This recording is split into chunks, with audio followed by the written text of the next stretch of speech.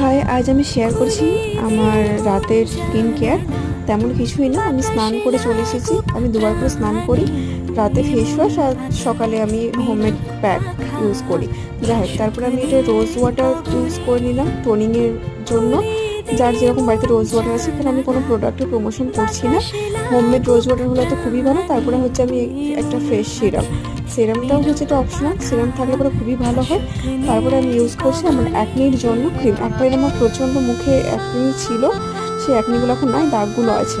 তো ভালো করে আমি ফেসে এটা লাগিয়ে নিলাম। তারপরে হচ্ছে অ্যাকনির জন্য স্পেশালিভাবে ক্রিম আমি যেখানে যেখানে দাগ আছে সেখানে আমি লাগিয়ে নেব।